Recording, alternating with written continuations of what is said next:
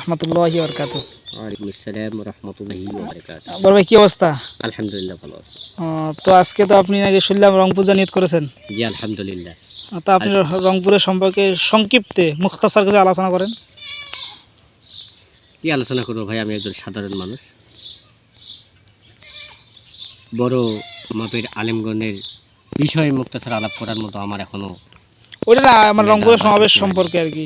তবে এতটুকু বলতে পারি, আজকে রংপুরের সমাবেশ বাংলাদেশ আমিরে জামাত হযরত মাওলানা ডাক্তার শফিকুর রহমান আসতেছেন।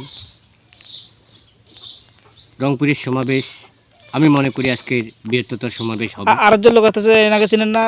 এটিএম। হ্যাঁ, এটিএম আজহারুল ইসলাম। উনি একজন নিরপরাধ কারাবন্দী মালুম নেতা ছিলেন। দীর্ঘ কয়েক বছর ধরে সেই জালিম শাসকের বন্দি কারখানায় বন্দি ছিলেন সেই এটিএম আজহারুল ইসলাম, উনিও আসতেছেন। আমি মনে করি আজকের এই সমাবেশ সফল হোক এবং সফল করার উদ্দেশ্যে সকল বিশ্বের মুসলিম ভাইদের এ দলে অংশগ্রহণ করার আহ্বান জানাচ্ছি, দলমত নির্বিশেষে। দলমত নির্বিশেষে। কারণ যার যে দল আপনি মনোনীত আপনি পছন্দ করতে পারেন, তবে ইসলামের স্বার্থে আমরা এক। কারণ আমরা চাই কোনো না কোনো ইসলামিক দল এই বাংলার জমিনে প্রতিষ্ঠিত হোক।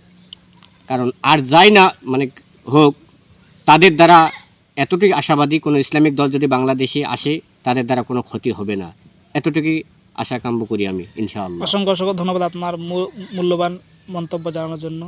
আসসালামু আলাইকুম রহমতুল্লাহ। ওয়ালাইকুম আসসালাম।